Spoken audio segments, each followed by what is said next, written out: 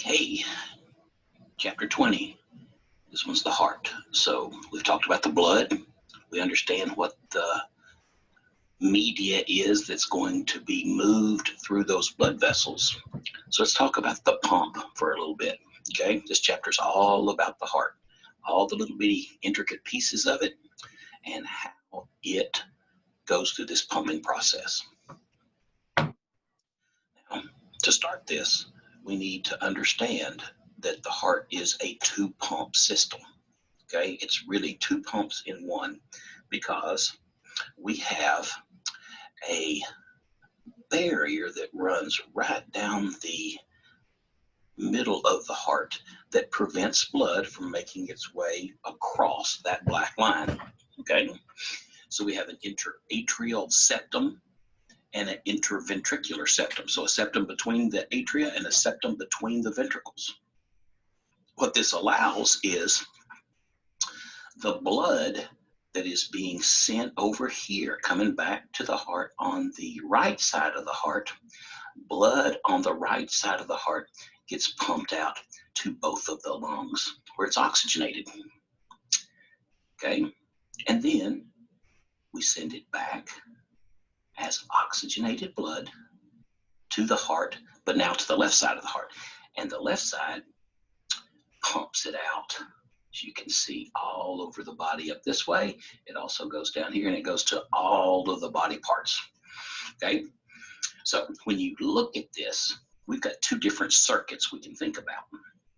Okay, we can think about the circuit that is dealing with pumping blood to the lungs. So that one is called the pulmonary circuit. Okay, to and from the lungs. So it says, I'm going to pump out, it's going to go out here, and it's going to come back into the left side. Okay, same thing over here.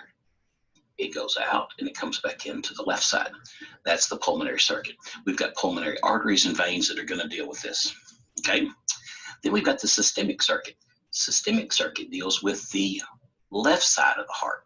Okay, the left side of the heart's job is to deal with the systemic for system. It's the whole system that we're sending it out to. So once it's here, it leaves and it goes out this aorta, and we get the branches that feed the head and all this area up here. And then it continues down and feeds all the areas in the body. Okay, and it makes its way back to the heart once we've lost all the oxygen and the nutrients and things like that. So two different systems, okay, two different circuits. It says the systemic circuit carries blood to and from the gas exchange surfaces of the body. So we're going to have capillaries out in the body to pick up the oxygen, nutrients, and to put in the waste, things like that. Okay, so it says the systemic circuit carries oxygenated blood from the heart to all tissues in the body except the lungs.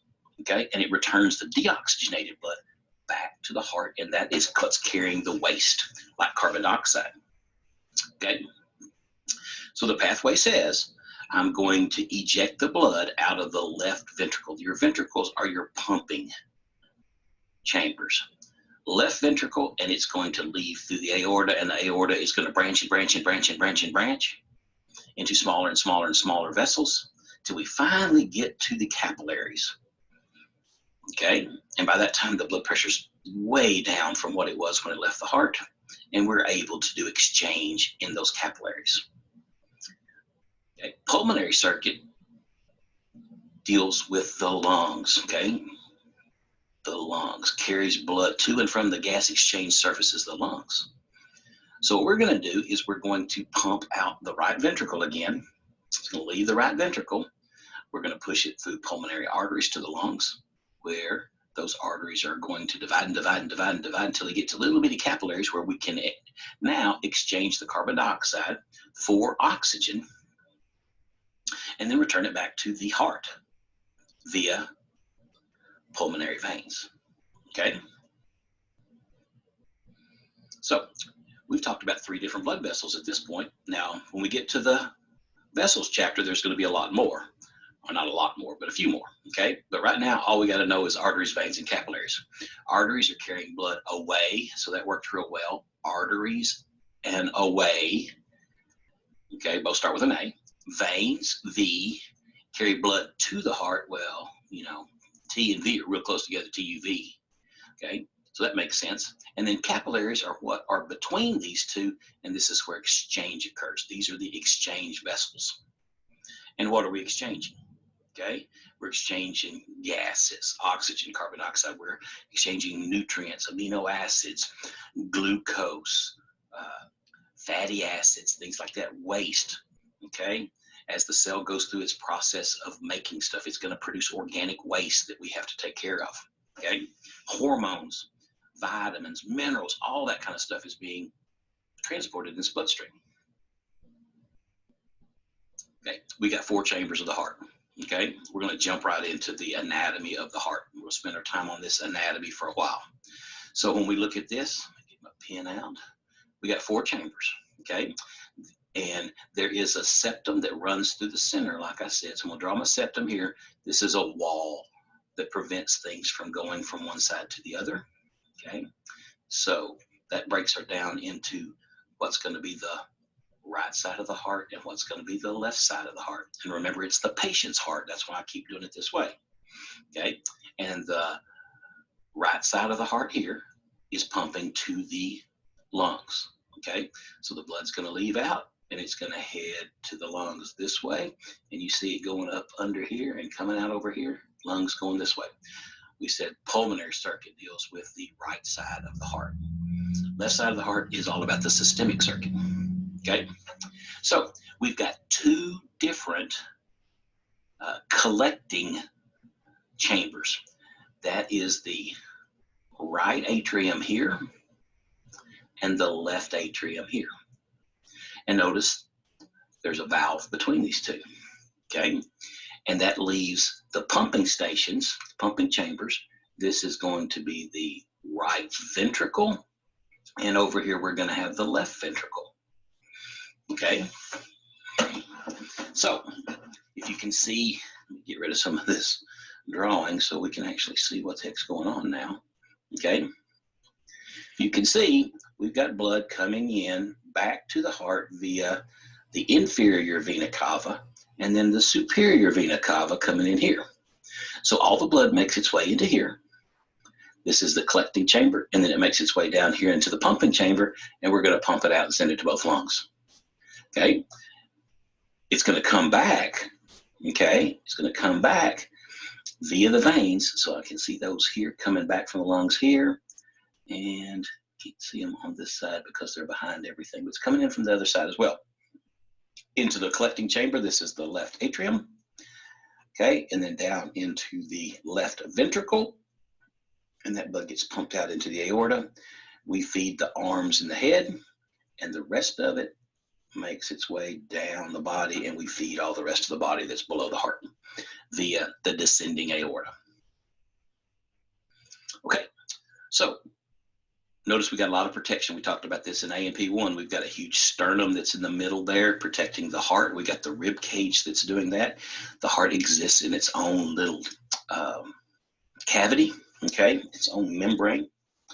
And it shows, I like the way they've done this. They've showed it at the correct angle here. Okay, so the heart sits at an angle. It's not straight up and down the way we would think. Okay, and when we look at it, okay, it is sitting in the pericardial cavity.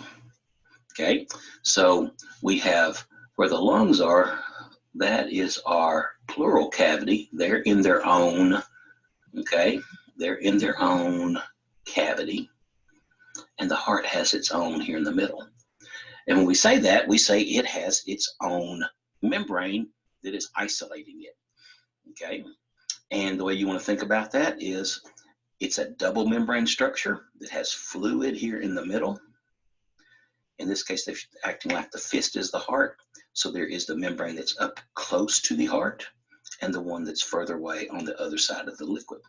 Okay, so it is sitting in its own little cavity with membrane around it, and it's set up so that we describe it as a triangle, okay?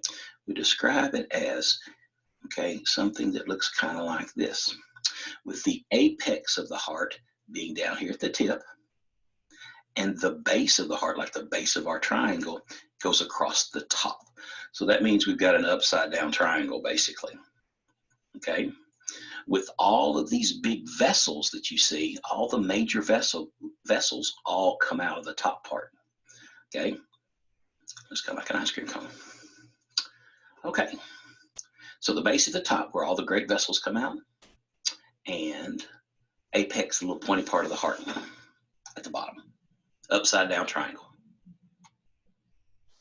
This shows you that whole thoracic cavity with the heart being inside of the pericardial cavity within a pericardial sac, okay? And it's that double membrane sac.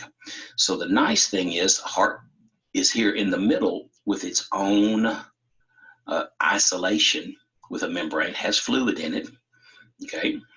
And then each lung is in their own cavity with fluid in where the black space is. You can see it here. This is where the fluid's going to be, and in the heart, this is where that fluid's going to be, okay? So that membrane is called the pericardium, okay? It is what isolates the heart in the pericardial cavity, okay? And there's two parts to it. That part that is close to the heart, actually touching the surface of the heart, okay? That's called the visceral pericardium. And another name for that is the epicardium, okay? And we've had epi before with epidermis, right? Epineurium, epimysium. That means above, okay? That's the part that's on the outside. And then we have the parietal portion of the pericardium. That's the outer layer, okay, with fluid in between these, okay? So I'm gonna go back over here to our little hand. Here's the fluid. It's like a balloon, okay? That's where the fluid's gonna be. And then we've got these two different membranes that are protecting the heart, okay? So that pericardial cavity is where the fluid is. It has pericardial fluid in it. Its job is to lubricate as the heart goes through its beating. It's going to reduce the friction, okay? Now, if you have pericarditis, that means that there is an infection going on, and we will see scratching sounds, or we'll hear scratching sounds, won't see them. We'll hear these scratching sounds because the heart starts to rub on the surfaces of things here, okay? And that's usually due to the fluid collecting around the heart. So you can hear these scratchy sounds, and that's one of the reasons they listen to our heart when we go to the doctor, okay? So pericardial sac, we said, has two parts to it. The epicardium, which is also known as the visceral pericardium, and then the one on the outside, the parietal pericardium, okay? And these are full of collagen fibers, okay? This sac is full of collagen fibers. It's really tough to tear, okay? Okay, we have said before, we got two atria at the top. These are the thin-walled collecting chambers, okay? And on the outside surface, we see these dog-eared looking structures. These are called the auricles, okay? Auricle means ear. So here is that auricle that you can see on the outside, and then here's one over here on this side. So there's a right and a left, okay? Now, all that these auricles are, they are expandable chambers, okay? It's like if we need a little bit more, these can expand more and hold more blood, okay? Now, there is a sulcus that runs around the edge of the heart here that separates those atria and the ventricles. It's called the coronary sulcus, okay? Divides the atria and the ventricles. And you can kind of see it right going right through here. It's got blood vessels in it, it's got fat in it and that kind of stuff, okay? So that divides it this way. And then we have another one that runs, okay, between the ventricles. We can see real well this one right here, and you can see it going right here. There's a little ditch, okay? Remember, the sulci is the ditch.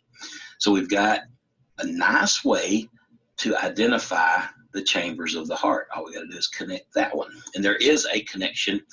We don't see it as a sulcus because we got all of this stuff going on up here and up here, Okay, so it's not as easy for us to identify.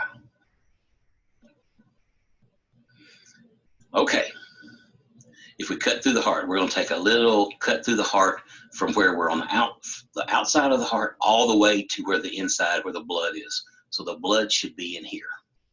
Okay, and this is that outside portion. This is the pericardial sac that we would see. We'd call that the parietal pericardium. Here is the cavity in here where the fluid would be, and that makes this first layer the epicardium or the visceral pericardium. Okay, and that's what it says here, epicardium or visceral pericardium. Oops. So that's what's on the outside of the heart. Okay, now, so if we take the wrapper off the heart, we take that sac off the heart, okay, we would be looking at the visceral pericardium or the epicardium. Okay, and it's connective tissue, and it's got here's its areolar tissue. That's the connective tissue, and remember, there's always a epithelium on the outside.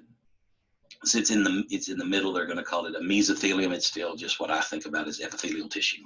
Okay, so that takes care of this little bit, and then we got all of this big red stuff here in the middle. This is the myocardium. This is the cardiac muscle tissue. This is where those cardiocytes are, and they are going to be what allows for the pumping of the heart. Okay, so all of this in here, cardiac muscle tissue. Okay, and then we get to the innermost layer. This is the endocardium, and again, connective tissue with an epithelium, but we call it, since it's on the inside, we call it an endothelium. Okay, but same thing. So endothelium, all of these two,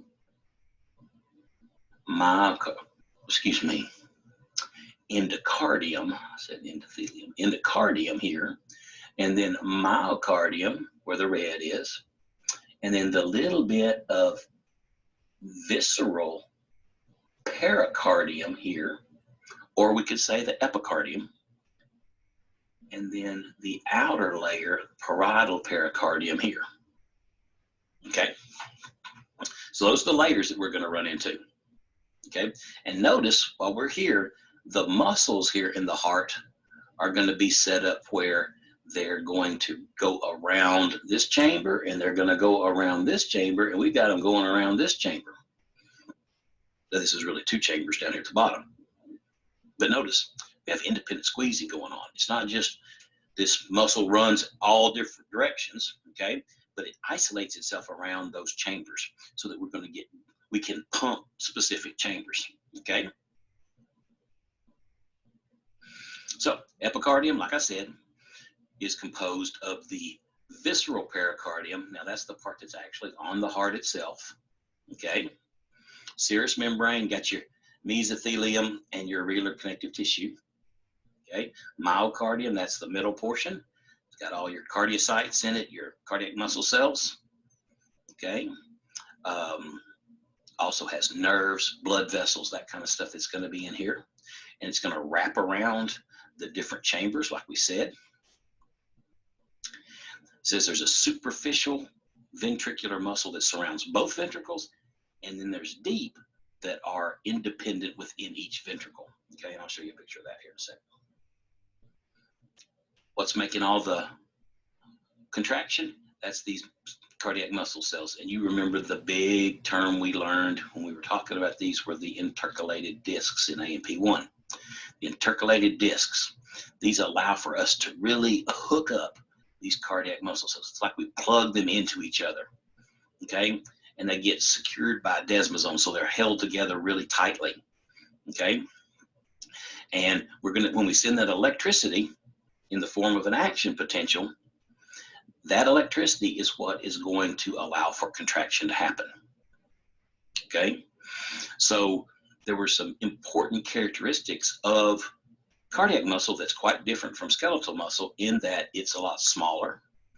Remember, it has a central nucleus. It's not multinucleated. We got all of these interconnections between cells that form this intercalated disc that allow us to plug all these in. You can look over here at this diagram here. you can see all of these little bumps that are here, increasing the surface area for us to hook these together. Okay, and that hookup is like a plug in a socket. Okay, the way it's going to work right here. So whatever this one tells, we're able to send that quickly across. Okay, that electricity is going to be able to travel quickly across. Okay, we've done the external anatomy of the heart. Now let's get on the inside and look at the internal anatomy.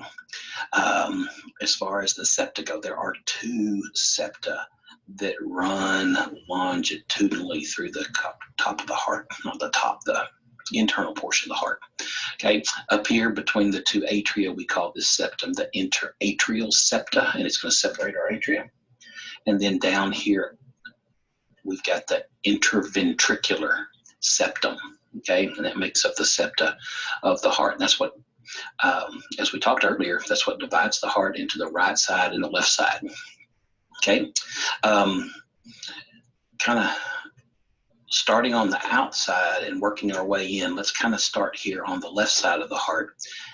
I'm sorry, the right side of the heart, and let's look at the blood vessels that are bringing blood into the right side. We have the inferior vena cava coming in from the bottom, superior vena cava coming in from the top.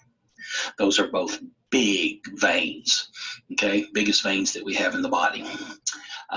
Superior vena cava is draining everything above the heart, basically. That includes the head, neck, upper limbs, and chest. And then the inferior vena cava is everything below the heart, okay?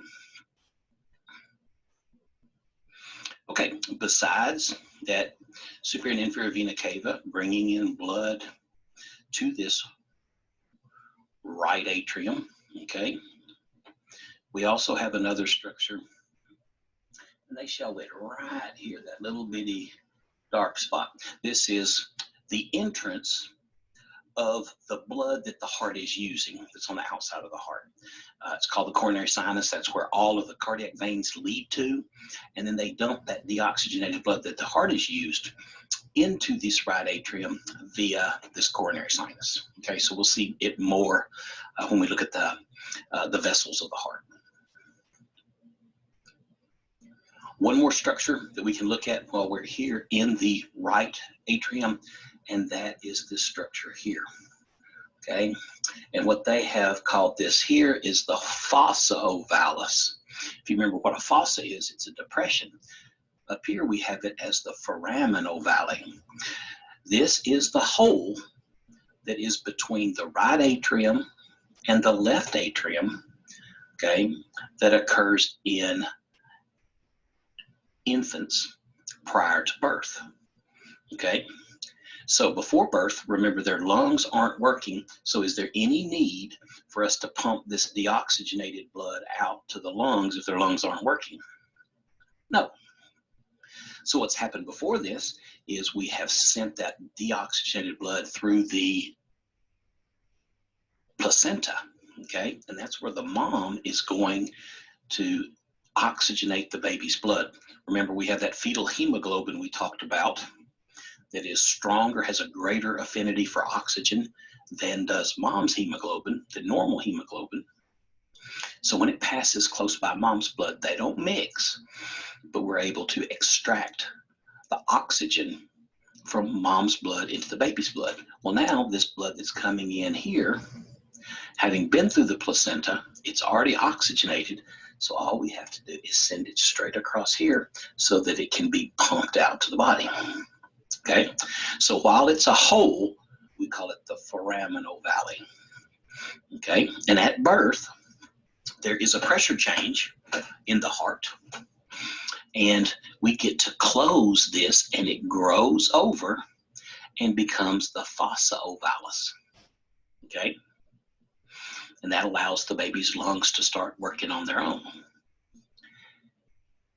This also is what you hear about a baby having a hole in their heart, meaning this doesn't close all the way.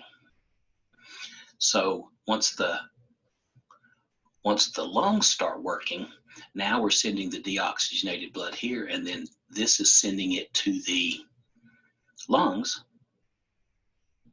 But if there's a hole here, we're allowing deoxygenated blood to make its way over here, and we're not getting as good a oxygenated blood that we're sending out to the body. So a lot of times you hear of a hole in the heart that has to be repaired and that kind of stuff, and we do that with a surgery. Okay, little pectinate muscles here as well. You can see these little ridges, okay, all along this edge right here. These are the pectinate muscles that are going to help the atria to contract. They're laying there on top of that auricle that you can see right here. And we do have them over here on the other side as well. Okay, and then I see some cusps here. I see some flaps, okay? I can see a flap here that's got little strings attached to the little flaps, and I can see them here. I see one here. I can barely catch the edge of one right there, okay? These are the valves, okay? And these cusps of the valves can be either in the form of 2 cusps or 3 cusps. Now, most of the time we find them in 3 cusps, okay? So 3 of the 4 are tricuspid valves, meaning they have 3 cusps, okay? The other one is a bicuspid valve. It has 2 cusps. I usually ask you, which one do you think is stronger, bicuspid or tricuspid? The answer is the bicuspid valve. This is the one that we use over here on the left side, okay? It's going to close much more firmly and deal with a lot greater pressure on this side, okay? These cusps also have little strings attached to them. We call these the chordae tendineae, and they're what attach down here to the muscles in the ventricle. These muscles are the papillary muscles. They look like little stalagmites coming up from the bottom. Excuse me. And what these do is prevent backflow. These cusps are designed to, once we loosen them up, these will seal shut when we contract this portion and not allow blood to go this way. So we're creating one-way flow, okay? We want one-way flow, don't allow backflow.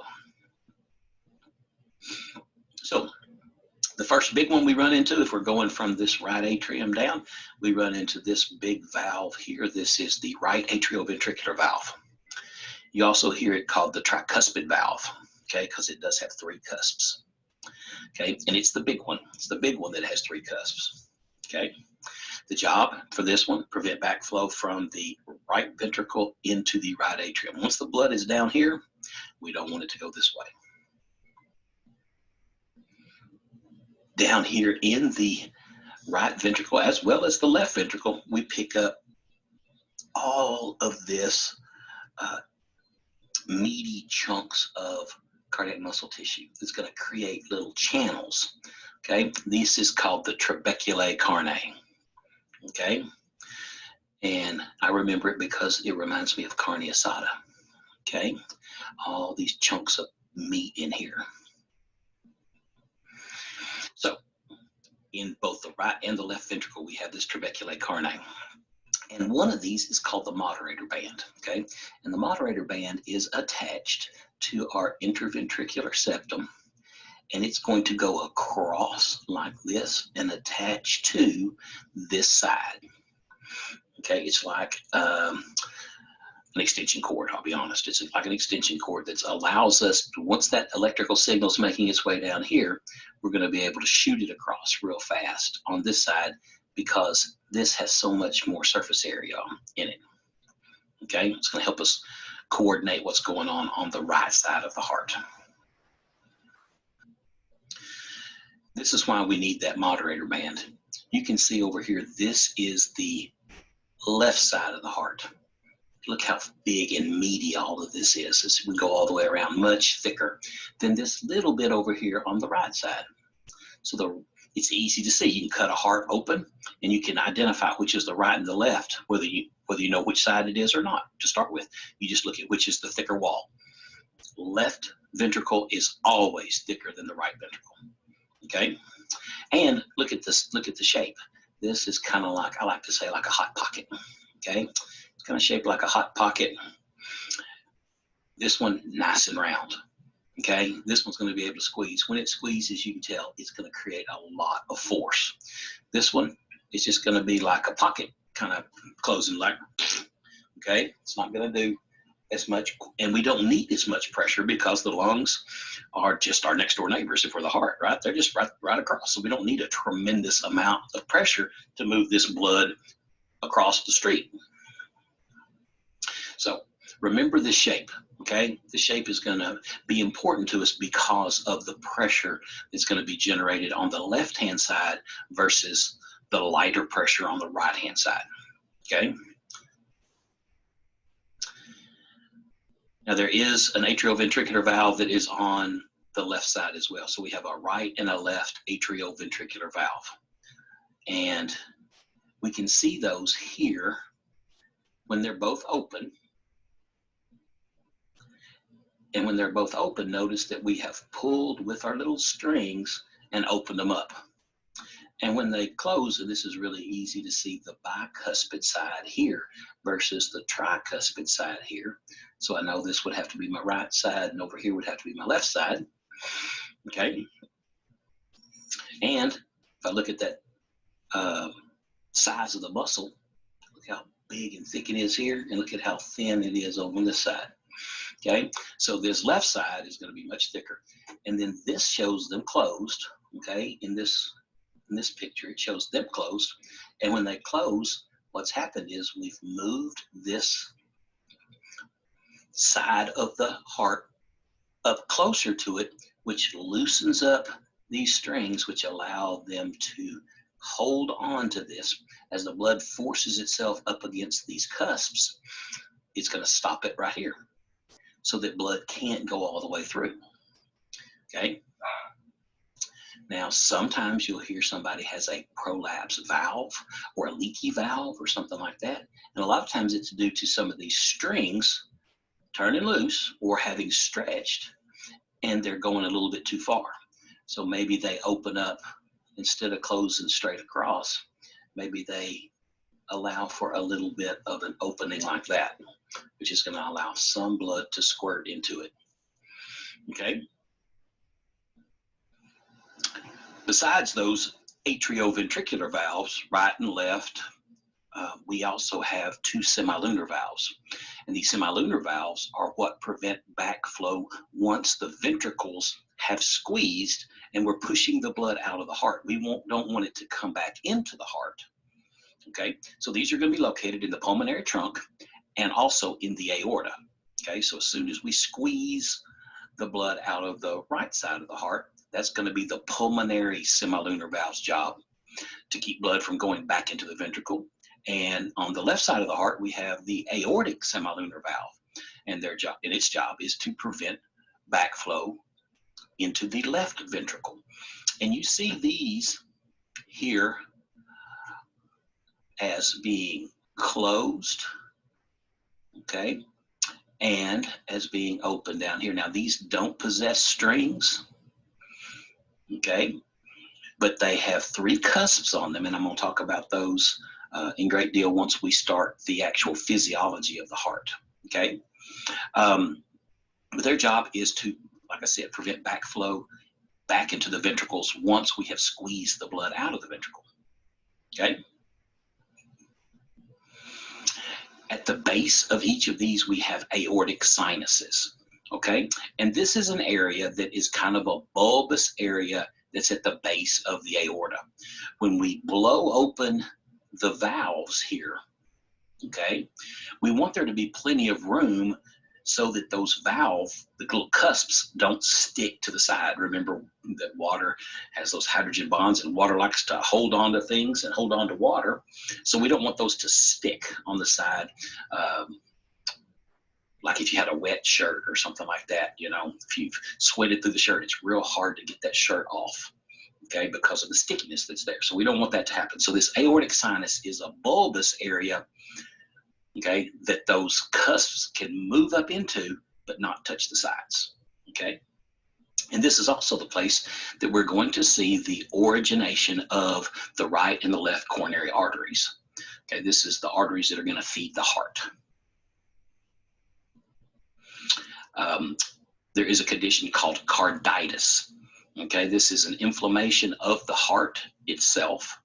and it can result in valvular heart disease. Now, one of the causes of this has been known to be rheumatic fever. And with rheumatic fever, it is a streptococcal infection where we had high fever, joint pain, and there's usually a rash. Those are the symptoms here.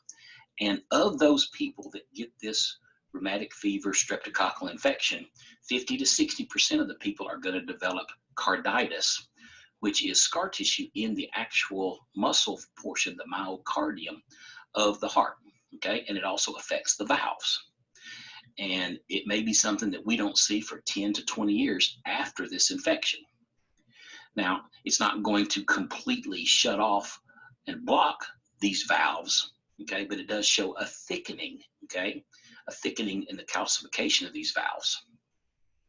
So a lot of times if we're going to the dentist or we're having some kind of surgery that involves the mouth, a round of antibiotics will be given because we are in such close proximity to the actual heart, okay? So those veins the veins in the mouth are going to deliver blood right straight back to the heart. So any disease, any bacterial infection that we get that could be located in our mouth, okay, could ultimately give us this valvular heart disease, okay? Okay, as I've said before, the blood has its own circulation, okay? Blood that's going through the heart cannot be used.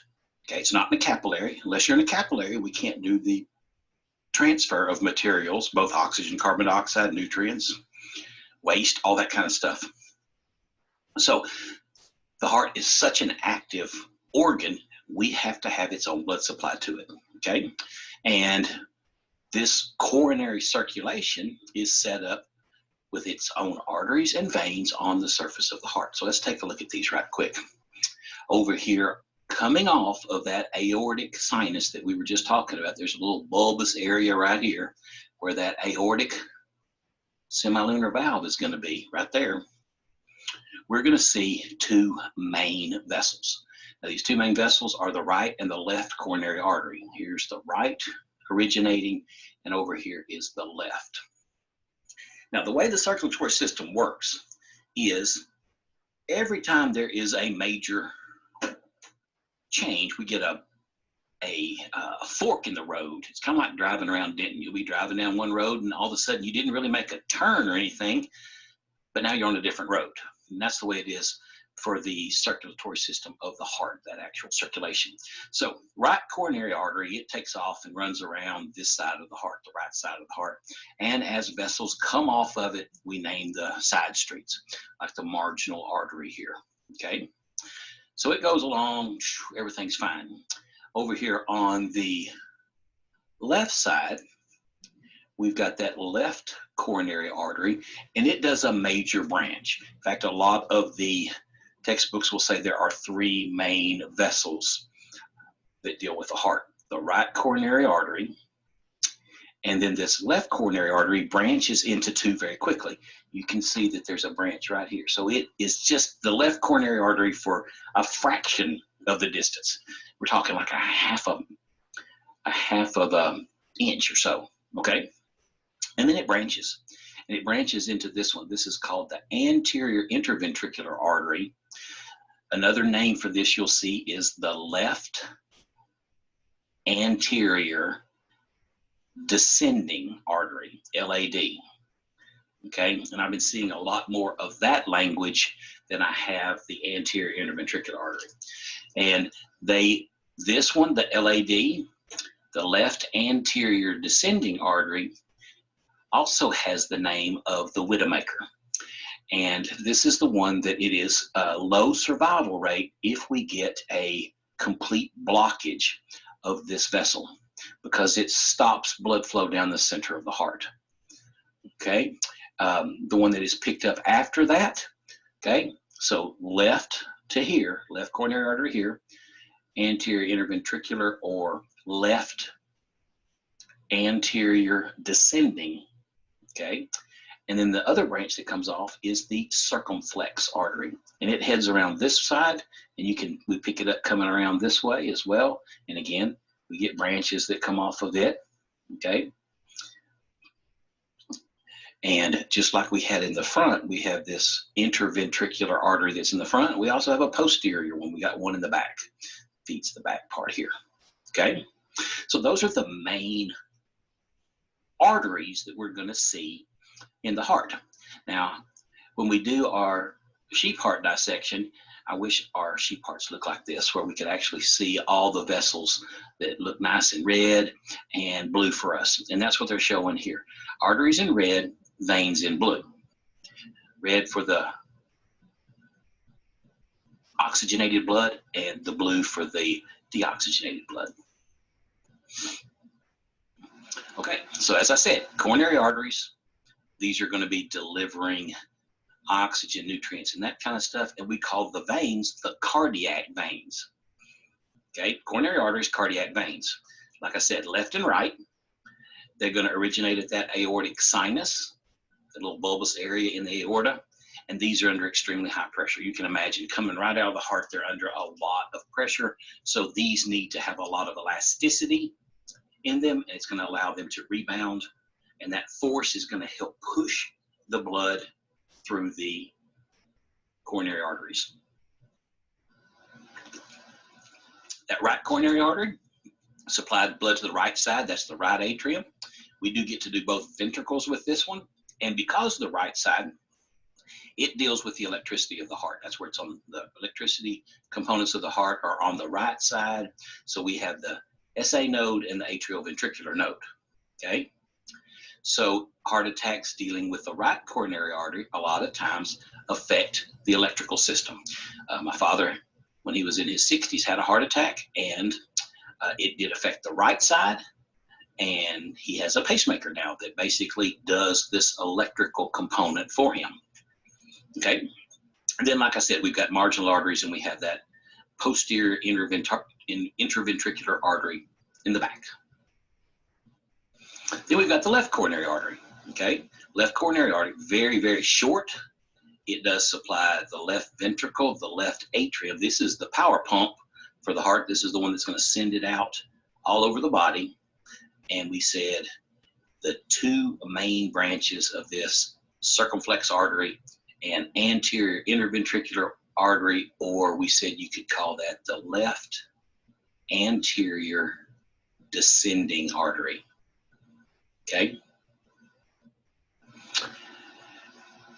Then to bring the blood back, once we've been through the capillaries and we fed the heart, we've got veins that are set up. So we've got this great cardiac vein, okay, that runs from the front here. Notice it's right here, great cardiac vein. It's the blue one that's going to run this way, and it's going to turn and run along with the circumflex artery. So here's that great cardiac vein coming around here. And then there's this bulbous area here that all of it ties into. We call this the coronary sinus. And that's what dumps into the right atrium. Okay? So we've got an anterior cardiac vein that's over here on this side. Okay? And it moves into this small cardiac vein that runs around this way. Okay? And you can see it coming around this way. And we also have a middle cardiac vein. That's the one that runs straight down here. Okay, we have our posterior cardiac vein that runs this way. And that takes care of the ones that we need to know. So we looked at the inside of the atria earlier,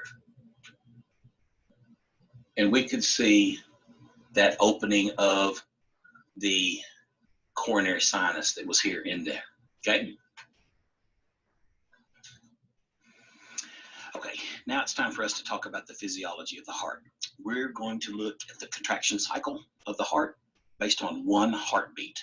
Okay, because we're going to do it. This heartbeat's going to happen, and then the following heartbeat will happen, and then the following heartbeat will happen, and they're all going to be done exactly the same way. Okay, to do this, we've got a lot to discuss. We've got a lot of pieces to deal with when we're looking at a heartbeat. So, when we see up here this picture, it starts us out with electrical stimulation. Okay, electrical stimulation. So the heart, as we said, generates its own electricity.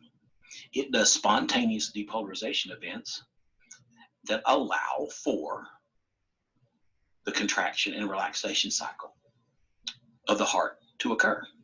Okay? So if we think about it, there are people in the hospital right now that are brain dead and their heart is beating. Okay? Even if we, if we cut somebody's head off, their heart continues to beat. You see all the scary movies where the blood squirts all the way up to the ceiling and that kind of stuff due to the pressure of the heart.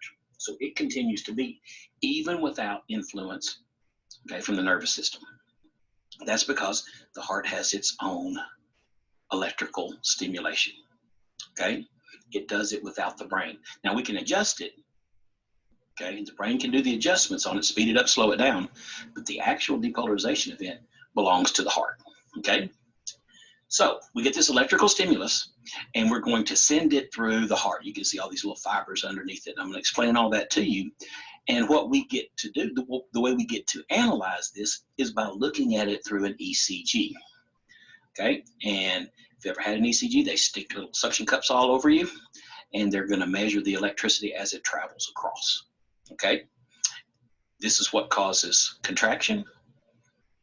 The contraction is going to cause pressure.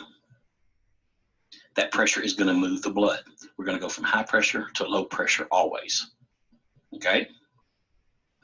And we've got these valves that we've talked about. That's going to prevent movement. If the valve is closed, it's going to allow movement when the valve is open, okay? So this pressure is going to be very important to us. We need to maintain blood pressure and blood flow in the body in order for us to oxygenate the cells and that kind of thing, okay? Provide nutrients. The opening and closing of the valves are going to generate the sounds that we hear in the heart, the lub-dub sound, lub-dub, lub-dub, okay? So this together is going to generate a single heartbeat. Now, the way it's going to operate is we're going to contract the atria first, then we're going to follow it with the contraction of the ventricles, okay? And I need to make this very clear. Both atria contract at the same time. Both ventricles contract at the same time. But the atria and the ventricles never contract at the same time. That's not going to do any work if that happens. So the atria contract, then the ventricles contract. Then we go back to the atria contracting, then we go back to the ventricles contracting, okay? Atria contract, ventricles contract. All right, let's take a look at it. We've got two different kinds of cardiac muscle cells. We've got those that are the conducting system. They're going to trigger and coordinate the heartbeat. And then we've got the contractile cells. They're the ones that are actually going to do the contraction. Okay? They're going to squeeze when they contract, and that's going to create pressure. Okay? The cardiac cycle begins with an electrical depolarization event, the generation of an action potential by the heart itself. This is done at the sinoatrial node, okay, the sinoatrial node. And it is up in the top part of the right, of the right atrium. And once we generate this action potential, it's going to be transmitted through the conducting system of the heart. So basically think about wiring. We've got the heart wired specifically. This electricity, okay, this action potential is then going to cause the muscle cells to contract, okay? Now that's two independent events that I need to state. Electricity happens and then contraction happens, okay? Now they're linked perfectly together. Electricity causes contraction, electricity causes contraction, okay? But the electricity has to be there before we're going to initiate contraction. And y'all know that contraction takes some milliseconds here. So the electricity has to arrive first, and then we get contraction, okay? So this shows us our conducting system with our sinoatrial node up here in the top part of the right atrium. Here is the SA node. And like I said, it does spontaneous depolarization events. This is showing us about every 0.8 seconds, we're getting this depolarization event, okay?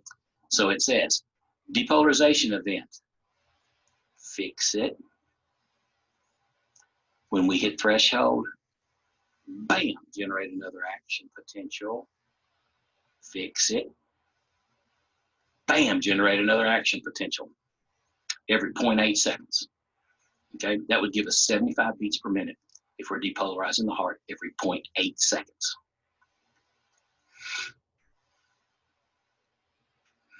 So this conducting system, specialized cardiac muscle cells, that their job is to be the wiring.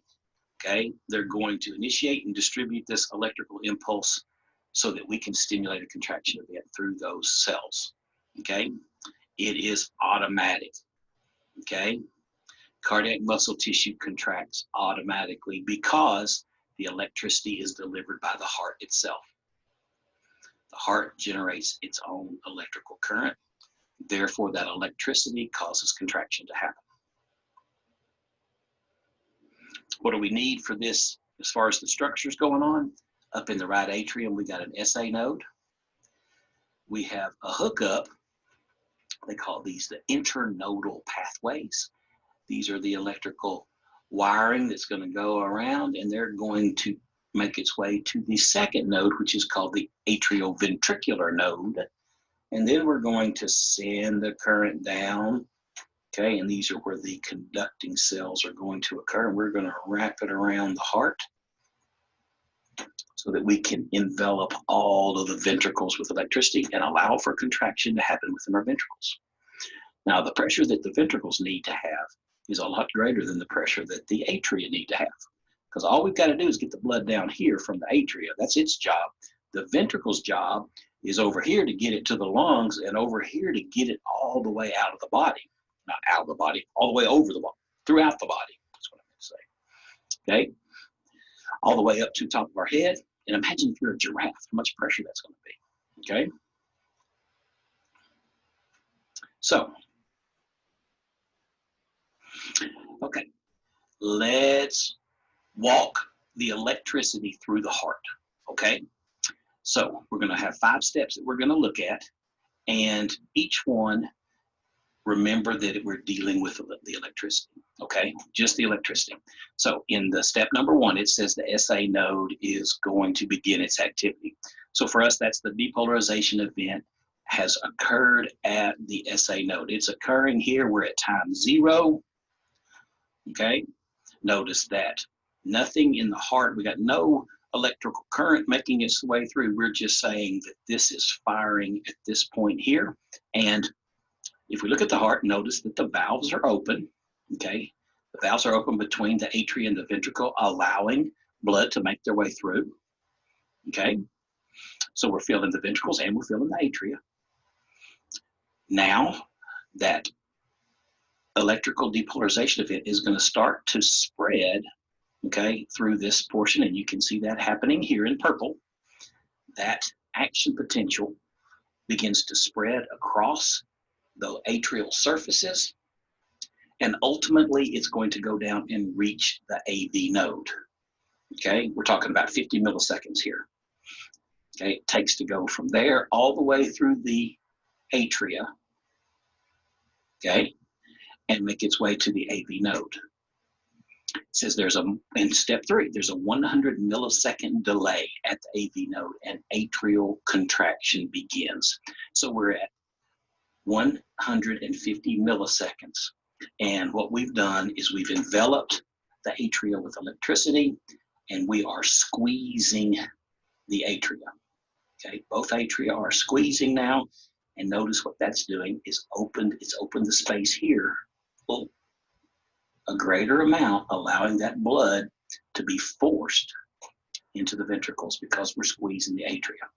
Okay, so now that we've got the AV node, okay, now going through its depolarization event, we're sending that signal down. Okay, it's just started making its way into the interventricular septum. When we go up here to step 4, now we're at 175 milliseconds. Notice we've made it all the way down into that interventricular septum. We're even starting to show the current moving across that moderator band. Remember, moderator band's in the right ventricle here because of its weird shape. Okay, Notice there's no contraction going on. We're still contracting the atria, okay? Because it's going to take a little bit. Electricity's fast, contraction's a little bit slower, okay? And now what we're going to do is send that current all the way around the ventricles.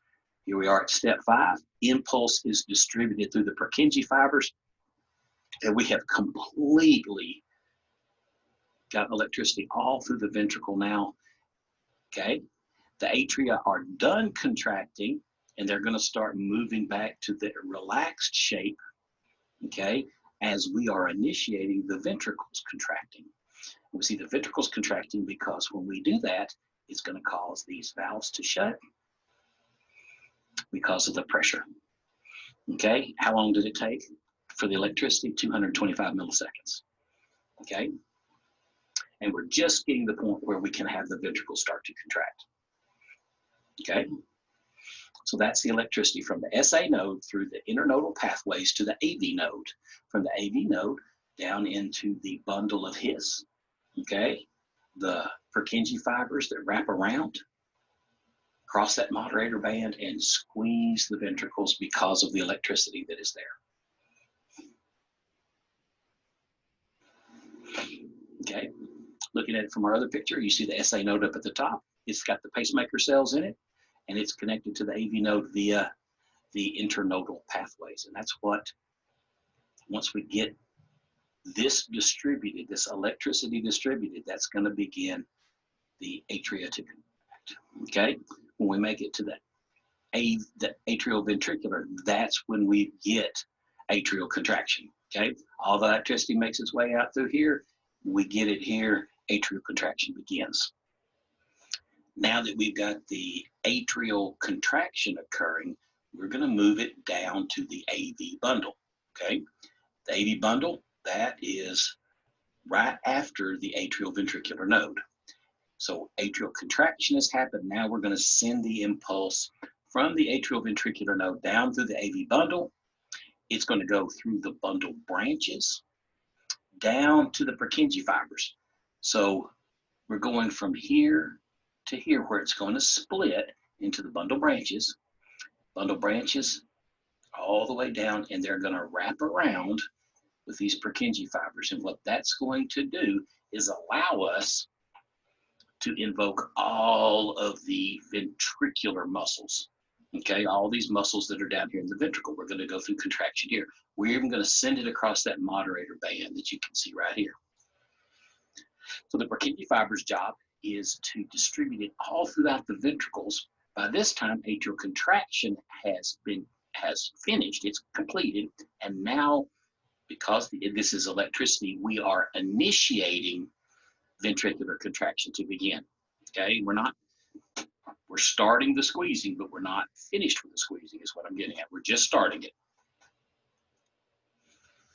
So the cells that are in the ventricle, these are the contractile cells. Okay, once we have sent the electricity out to these contractile cells, this is what makes up most of the muscle cells in the heart. And these are the ones that are going to do the contracting. And this is going to convey that force. It's going to squeeze those ventricles. And the job of the ventricles is to distribute the blood outside of the heart. So these have to be a lot stronger contractions because we've got a lot more muscle. These contractile cells are a lot thicker in this area. There's a lot more of them. So this is what's going to distribute the force for the blood to make its way out of the heart. And remember, we're going to the lungs on the right side. On the left side, we're going out to the body, okay? That systemic and pulmonary circuit. Okay. This electrical current we can look at, okay? Oftentimes in the hospital, you will see somebody hooked up, or you may have been hooked up to an ECG, an EKG machine, and that's what we're doing. Let's look at this next slide. Okay, so here we are looking at how we're going to measure this electricity. Okay, you see in the top right, we've got the, or top left, excuse me, we have the patient with the little stickers on them, and then the 5 leads connected to a machine. Okay, machine is ECG. Okay, and it is designed to measure the movement of the electricity across the heart.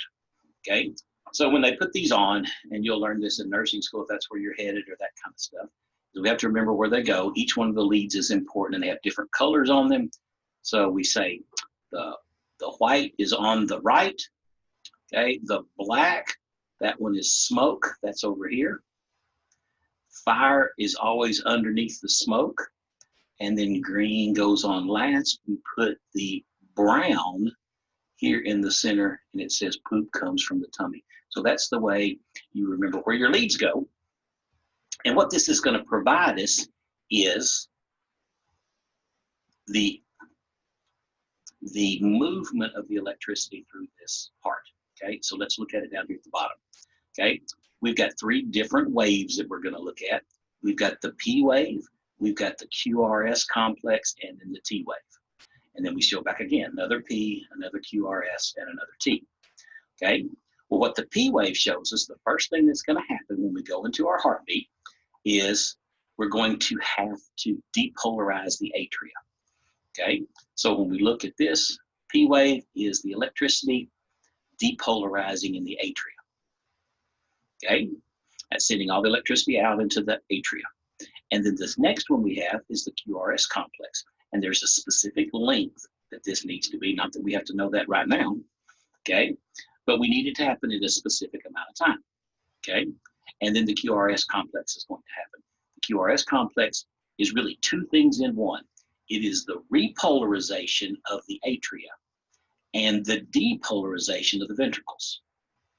Okay, so they happen at the exact same time, and they need to happen at the same time, and it makes sense that they would.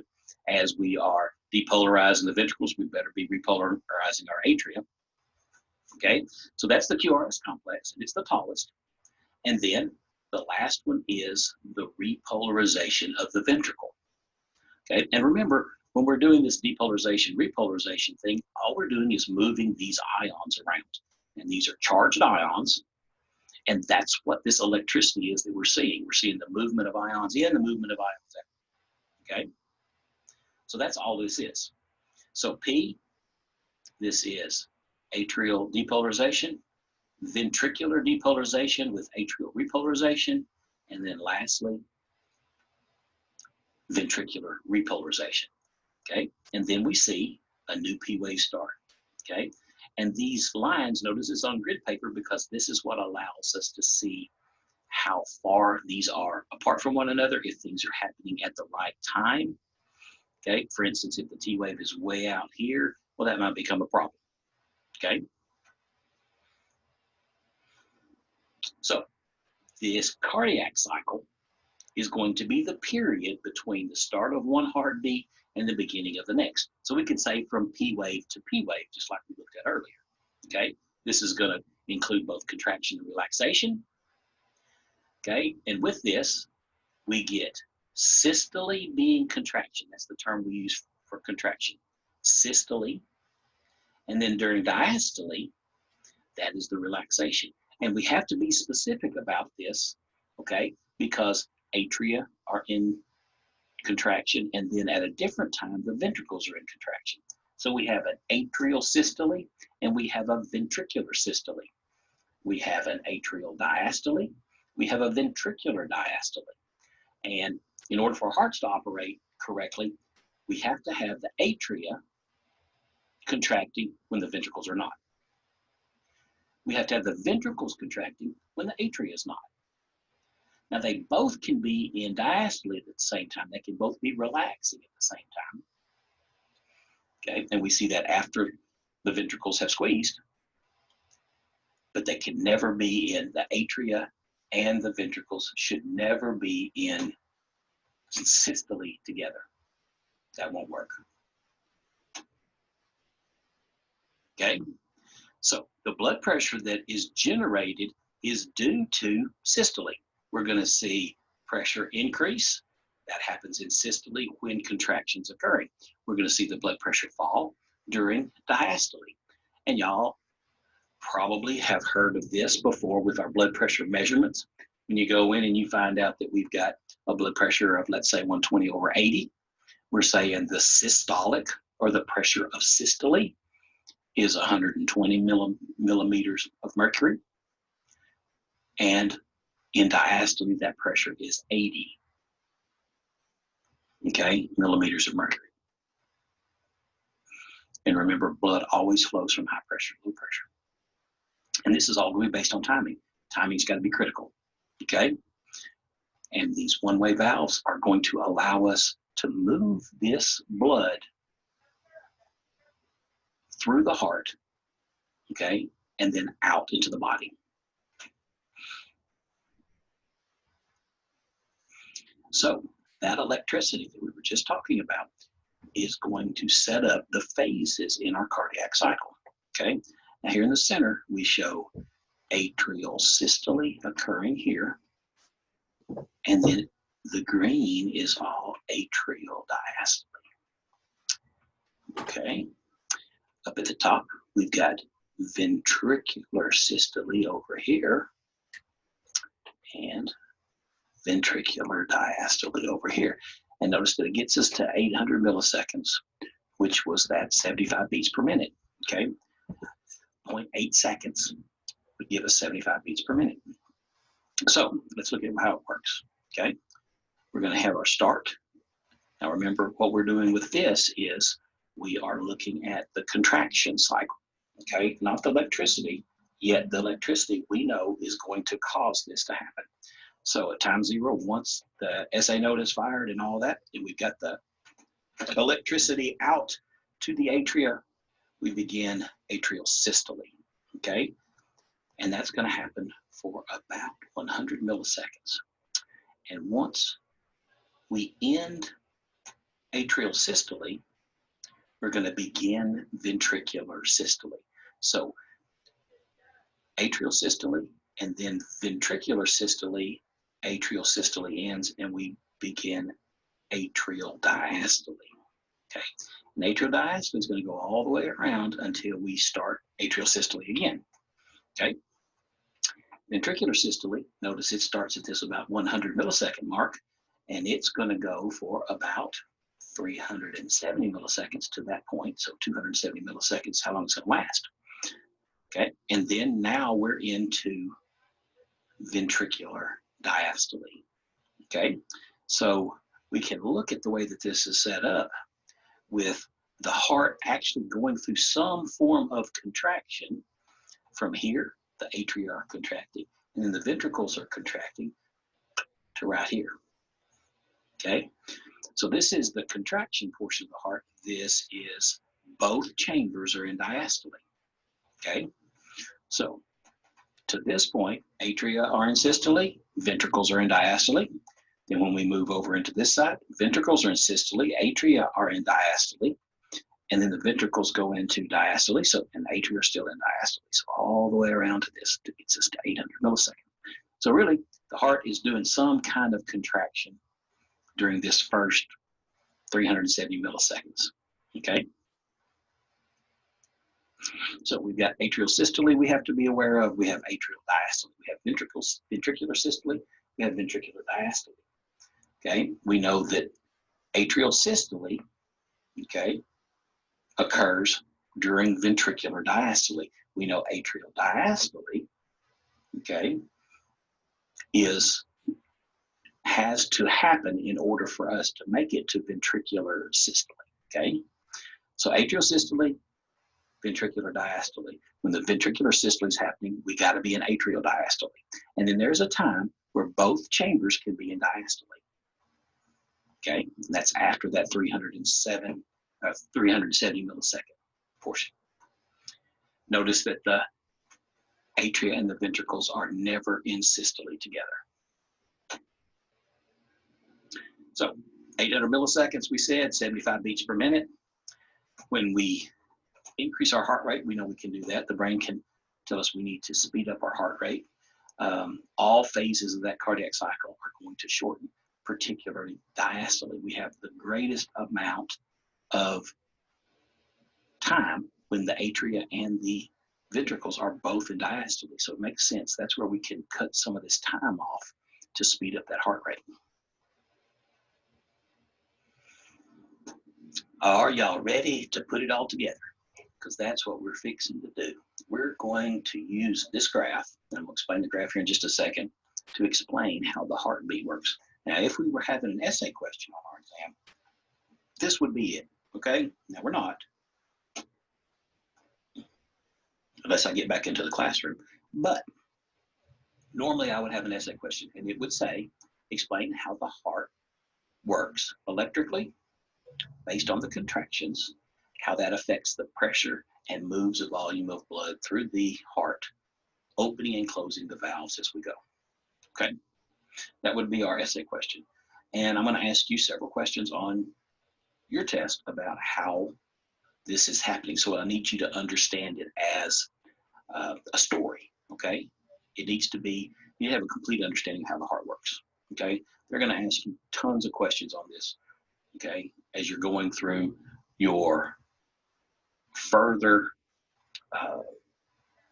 training and that kind of stuff in the medical field.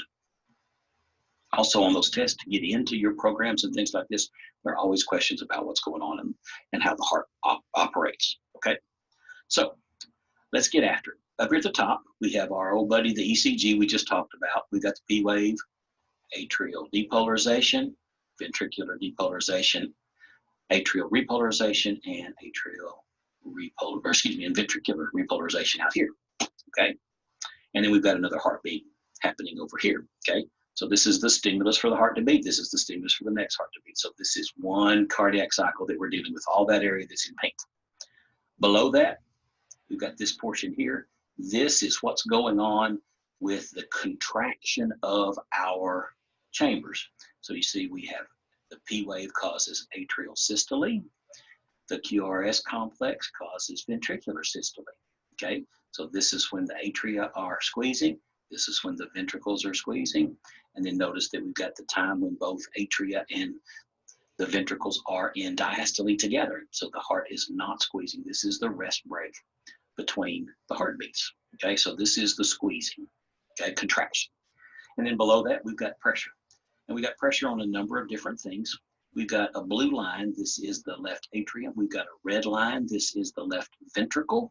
And then we've got a black line up here. This is the aorta. This is the blood that's on the outside of the heart. So this is the blood that's on the inside of the heart. And then this is us moving the blood from the inside to the outside of the heart. Okay? And what the pressure is on the outside of the heart versus what the pressure is on the inside of the heart in our different chambers. Okay? And then down here at the bottom, we've got the volume. Okay? And notice we're going to fill it up. We're going to squeeze it out of the ventricles. Okay? And then we're going to refill it up again over here. Okay? So we're going to talk about each one of these little pieces as we're going through. But I'm going to tell it to you like it's a story. And that's what I need you to understand it as. This is a story. This is how the process works. Okay? So we'll move us to a different slide and then take you through it. Okay? Now, as we get a little bit further, there are these eight different steps that they have for us here that kind of give us a good overview, okay, of things that are happening. But we have to know things that are happening inside of each one of these eight. Okay? So we're going to look at it as, okay, number one happens first, number two happens, and then number three happens, and then number four happens, and then number five happens, and then 6, 7, and 8. Okay?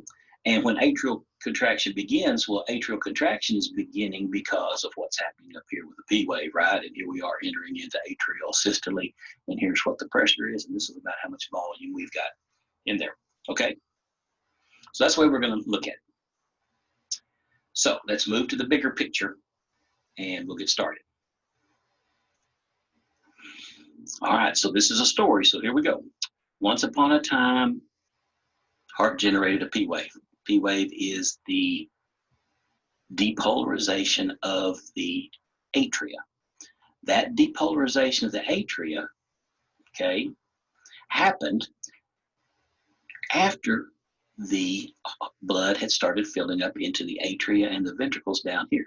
Okay, notice this is the ventricular volume down here. And the reason that we're doing ventricular, left ventricular volume is we know the same thing happens on the right, just the left side's going to be under greater pressure.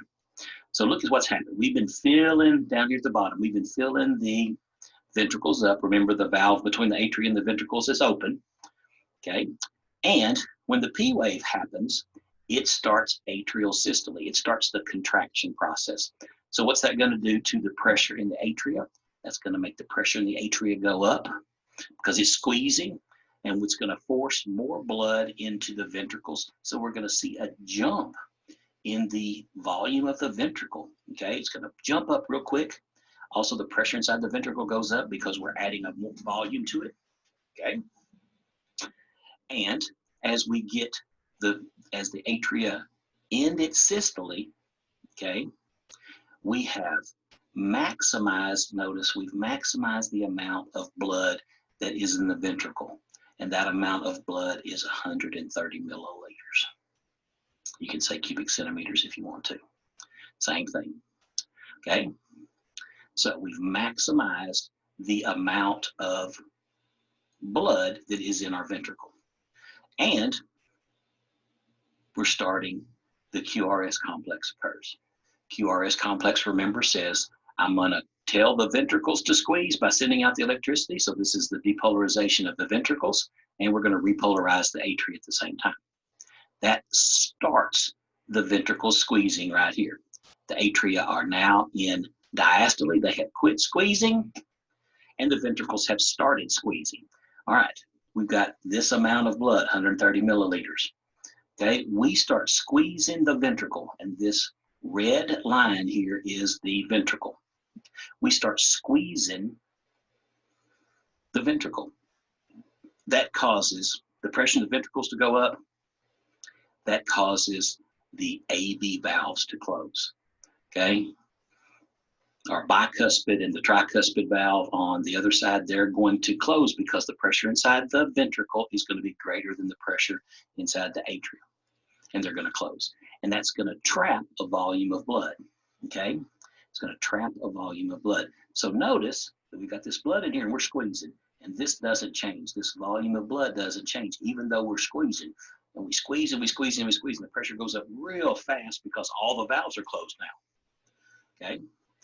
Until we get to a point here where the pressure inside the ventricle becomes greater than the pressure outside of the body in the aorta, okay, outside of the heart. Pressure inside the heart is greater than it is on the outside of the heart. So what pops open? Our aortic semilunar valve. Those semilunar valves open up, and they allow for us to release blood from the ventricle, okay? So notice at this point here, we're going to start continue the squeeze, but we're actually starting to lose blood now. Okay, down here at the bottom, we're starting to lose the blood because we've opened up those valves. Okay, so valves are open, blood is leaving. Okay, but we're still squeezing hard. Okay, so we continue to squeeze. We get up to here, about the middle of the ventricles, okay, systole. And notice by that time, we have squeezed a lot of the blood out here, okay?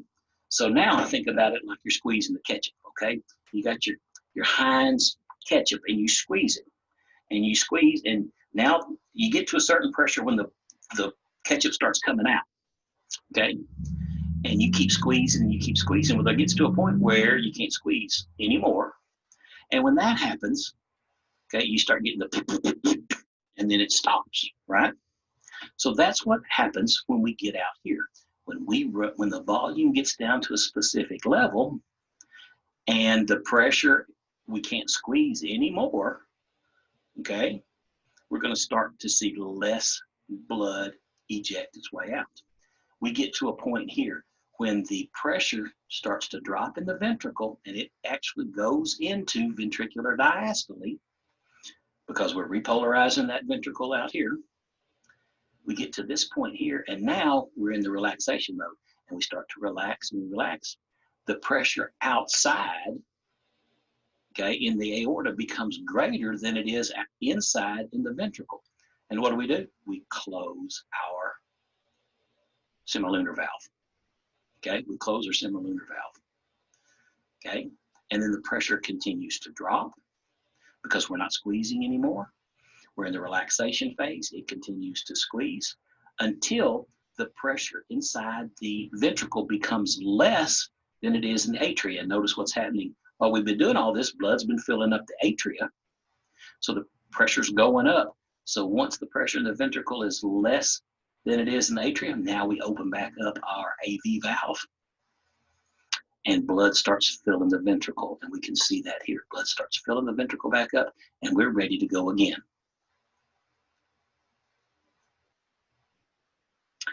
That's a lot of information, y'all. But that's how the story works, okay? Think about it as the electricity causes the contraction to happen. The contraction causes pressure to increase if we're contracting and to decrease if we're in diastole. And that pressure is going to move this volume of blood, okay? And then work your way through it. It's interesting how important this pressure is, okay? And we see this when we go to the doctor on a normal basis. When we go to the doctor and the doctor puts that blood pressure cuff on us, okay, they're testing how our blood pressure is out in our body, right? The systemic pressure. And that's what we see with this black line, okay? So when we look at that, normal blood pressure should be about 120 over 80, okay? So let's think about that. 120 would be the highest pressure, the highest systolic pressure. And look at what we're at here. We're at a little bit over 120, okay? And then if we look at the lowest, the diastolic pressure, that's going to be here, okay, right before, okay? So we're at a little bit over 80 and a little bit over 120 for our pressure that the heart is working on, okay? So imagine if your patient has a blood pressure of 140 over 90, okay? We're having to pump it way up here, okay, in order to get the same thing, okay? This is how much harder the heart is having to work, creating this pressure. And that's why they call blood pressure the silent killer. It's something that happens over a course of a long period of time. You're operating your heart at too high of a pressure and we're going to wear it out faster, okay? So systolic pressure, diastolic pressure, okay? There's also this time when we are squeezing, okay, with all the doors shut. We call that an isovolumetric contraction, meaning the same volume, we're just squeezing, and that's happening right here, from here to here. Isovolumetric contraction.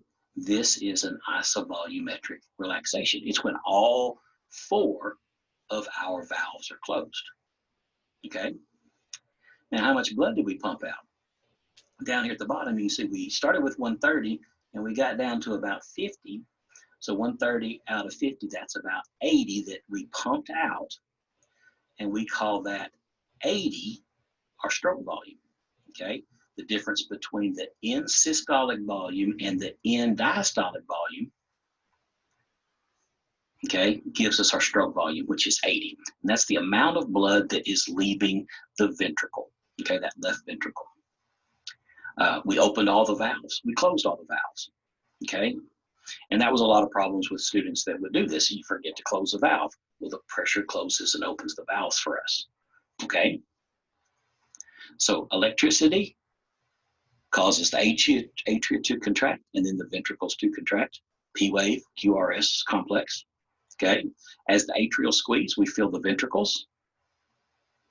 Then the ventricle squeeze, closing the valve between the atria and the ventricles and allowing a lot of pressure to build up so that it can blow open those semilunar valves.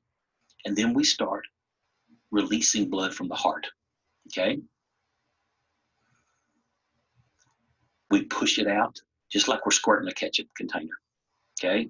And then the pressure starts to decrease, okay? And once that pressure inside the ventricle becomes less than the pressure out in the body, our semilunar valves close.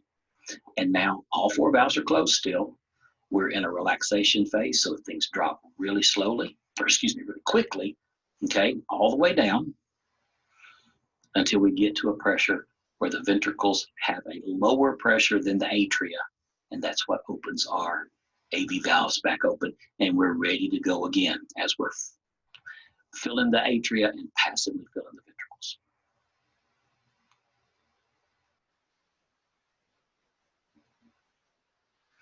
So when I think about it, I try to break it down into 8 different pieces like that they do on that cardiac cycle. We're going to hit atrial systole. Why do we do atrial systole? Because of the P wave. What was the P wave? That was the depolarization of the atria. Okay, we caused atrial systole. Okay, remember the right and the left AV valves are already open. We're passively filling the ventricles. And now we're going to squeeze while we're in atrial systole. That's going to top off the volume of blood in the ventricle. Okay, that's going to get us up to that 130 milliliters of blood that's going to be in the ventricle. Then atrial systole ends, ventricular systole is going to begin.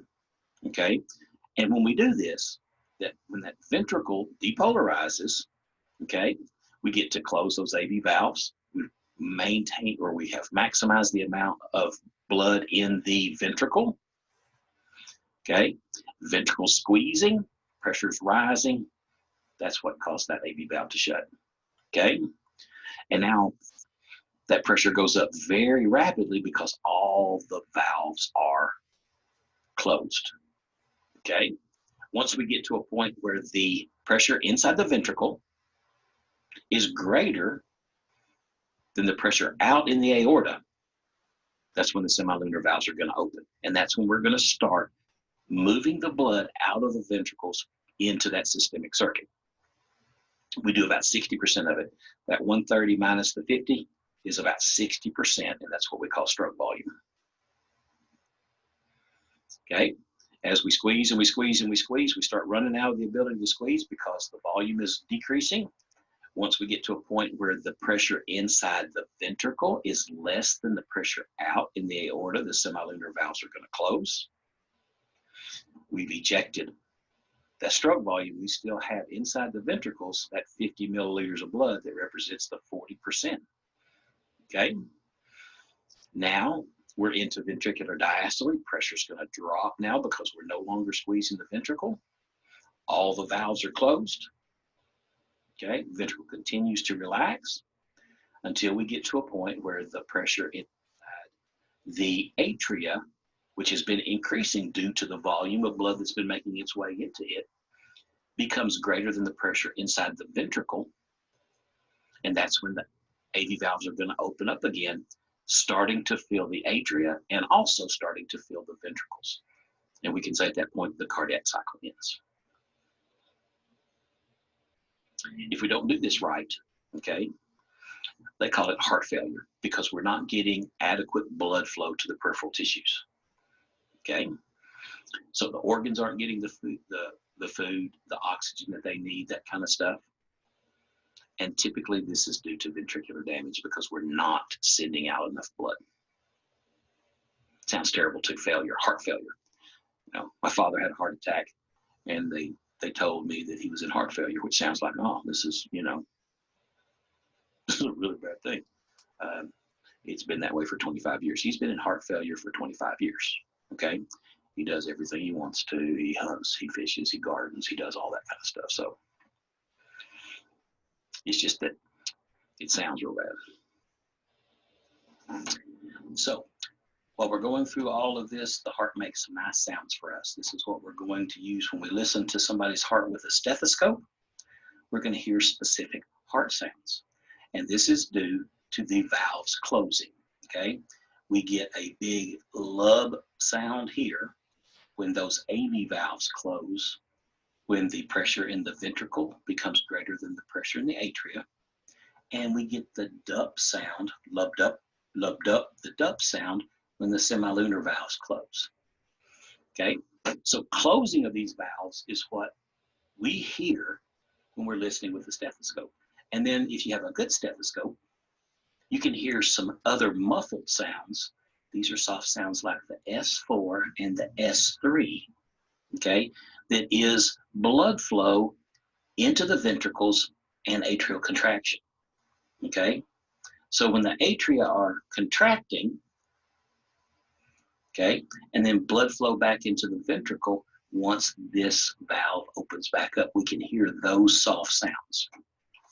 So we've got S1, S2, that's your love dove sound. S3, that is one of the sounds when the ventricles are refilling. S4, that is when the atria is doing its contraction. And that is the information on the heart, y'all.